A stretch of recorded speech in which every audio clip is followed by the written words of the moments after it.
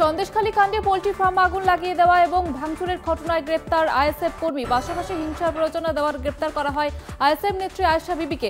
রবিবার সকালে পুলিশ তাকে সন্দেশখালী থেকে গ্রেপ্তার করে। আজ তাকে বসিরহাট মহকুমা আদালতে তোলা হবে। সন্দেশখালীতে মানবাধিকার লঙ্ঘনের অভিযোগ। সন্দেশখালীতে মানবাধিকার ফ্যাক্ট ফাইন্ডিং টিম, ভোজেরহাটে ফ্যাক্ট ফাইন্ডিং টিমকে আটকালো পুলিশ। 144 ধারা জারি রয়েছে বলে আটকানো হলো ফ্যাক্ট ফাইন্ডিং টিমকে।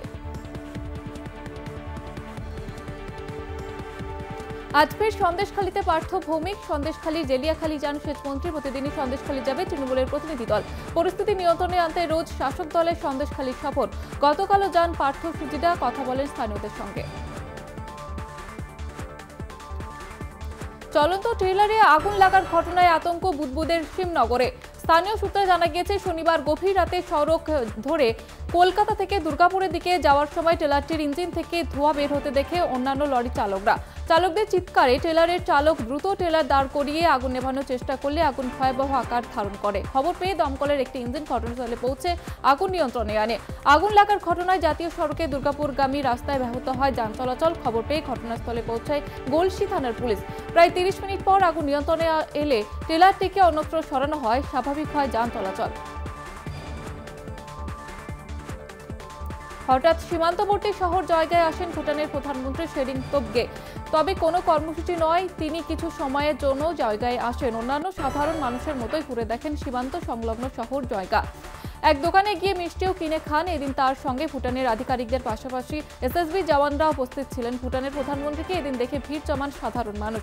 সীমান্তবর্তী শহরের একাধিক সমস্যার কথা শোনেন তিনি। তৃতীয়বারের মতো ভুটানের প্রধানমন্ত্রী হন শেরিং তোবগে। তারপরেই প্রথম তার এক প্রকার ভারত সফরে আসা। মাদক মুক্ত সমাজ গড়তে এবার প্রতিটি স্কুলে সচেতনতামূলক প্রচার শুরু করল আলিপুরদুয়ার জেলার জয়গা থানার পুলিশ। মূলত সীমান্তবর্তী শহর জয়গায় মাদক পাচার এবং সেবন রুখতে এর প্রয়াস বলে জানান পুলিশের তরফ থেকে জানানো হয়। জয়গা পুলিশের তরফে প্রতিটি স্কুলে গিয়ে পড়ুয়াদের মাদক নিয়ে সচেতনতা করা হয়। জয়গা পুলিশ আধিকারিকদের কথায় এখন থেকে তাদের মাদক নিয়ে সচেতন করলে ভবিষ্যতে তারাই আমাদের মাদক মুক্ত সমাজ গড়তে সাহায্য করবে। চাবালয়ের যুবক যুবতীদের সচেতন করতে এবার সরেজমিনে হাজির ভারতীয় জওয়ানরা।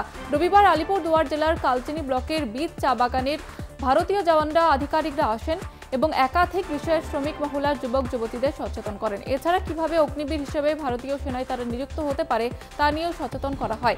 এ বিষয়ে জওয়ানরা নানা এবং চা শ্রমিক মহলার যুবক যুবতীদের মধ্যে অনেক প্রতিভা লুকিয়ে রয়েছে, তাকে সঠিক দিশা দিতেই রাজ্যের বিভিন্ন চা বাগানে সচেতনতামূলক প্রচার চালান তারা। আজ কল্যাণী এইমসের আনুষ্ঠানিক উদ্বোধন করবেন প্রধানমন্ত্রী। উদ্বোধনের আগে কল্যাণী এইমসের পরিবেশ ছাড়পত্র নিয়ে বড়সড় প্রশ্ন তুলল রাজ্য। ছাড়পত্র ছাড়াই উদ্বোধন ঘিরে বিতর্ক।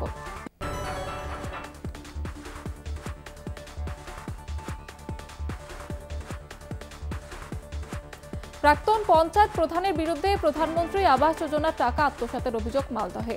জেলার কালিয়াচক 3 নম্বর ব্লকের শাহাবানচক গ্রাম পঞ্চায়েতের ভাগজানের ঘটনা। অভিযোগ, প্রধানমন্ত্রী আবাস যোজনা ঘরের লিস্টে নাম ছিল শাহাবানচক গ্রাম পঞ্চায়েতের বছর 68 রানী বেওয়ার এলাকার প্রাক্তন পঞ্চায়েত সদস্য তথা প্রধান বছর 2 আগে ওই বৃদ্ধার কাছ থেকে ঘর দেওয়ার জন্য প্রথমে 6000 টাকা দাবি করে। পাশাপাশি টাকা না দেওয়া হলে ঘরের লিস্টে থাকা নাম কেটে দেওয়া হবে বলে হুঁশিয়ারি দিয়েছিলেন তিনি। ঘর পাওয়ার জন্য টাকা দিলেও ঘর পাননি বলে অভিযোগ বৃদ্ধার মেয়ে। আমাদের গ্রামের লোক দাদাগুলা কাগজ ওইগুলা ইয়ে করা হয়েছে, তদন্ত করে দেখলো যে হ্যাঁ লিস্ট অ্যাকাউন্ট আছে, অন্যের অ্যাকাউন্টে টাকা মারা হয়েছে। মায়ের নাম আপনার রয়েছে কিন্তু অ্যাকাউন্ট নাম্বারটা অন্য কারো রয়েছে? হ্যাঁ, অন্য কারো অ্যাকাউন্ট নাম্বার রয়েছে। আচ্ছা, তারপর আমি প্রধানের আমি সাজা চাই, সে সম্পূর্ণ টাকা আমি চাই। বাংলায় মহিলারা অসুরক্ষিত অভিযোগ মালদহের বিজেপি সাংসদ খগেন মুর্মুর। পুলিশ দুষ্কৃতীদের ধরছে না বলেই ধর্ষণ সন্ত্রাস বাড়ছে বাংলায়। এই অভিযোগ তুলে উত্তর মালদার বিজেপির সাংসদ খগেন মুর্মুর নেতৃত্বে মালদা জেলা শাসকের বাংলো ঘেরাও বিজেপির।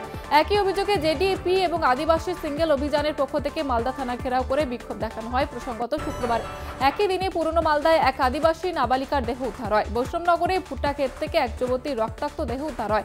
এরপরে শনিবার বিকেলে জেলা শাসকের ভবনে ঘেরাও করে বিক্ষোভ দেখায় বিজেপি। বিজেপির কর্মসূচির কটাক্ষ করেছে জেলা তৃণমূল সভাপতি। পুলিশের যে আজকে নিষ্ক্রিয়তা, এটার আমরা ধিক্কার জানাচ্ছি। পুলিশ মন্ত্রীকে আমরা বলছি, আপনি যখন পারছেন না আপনি পদত্যাগ করুন। মুখ্যমন্ত্রী যখন রাজ্যের সুরক্ষা দিতে পারছেন না, মানুষের মহিলাদের সুরক্ষা দিতে পারছেন না, মুখ্যমন্ত্রী পদে থাকার কোনো দায়িত্ব নাই, অবিলম্বে তাকে পদত্যাগ করা উচিত।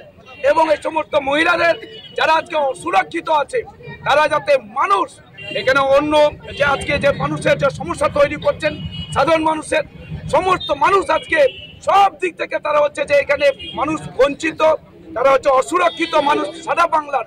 তাই মুখ্যমন্ত্রীর পদত্যাগ চাই। সামনে লোকসভা নির্বাচন আমরা দেখছি এবং হঠাৎ করে সক্রিয় হয়ে উঠেছেন আমাদের উত্তর মালদা যিনি বিজেপির সাংসদ ছিলেন, তিনি এগুলো নিয়ে একটা ঘৃণ্য রাজনীতি করার চেষ্টা করছেন। এই পরিবারের পাশে তৃণমূল কংগ্রেসের সুপ্রিমো সর্বক্ষণ ধরে আছেন, কিন্তু আজকে তারা একটা ঘৃণ্য রাজনীতি করছেন। এই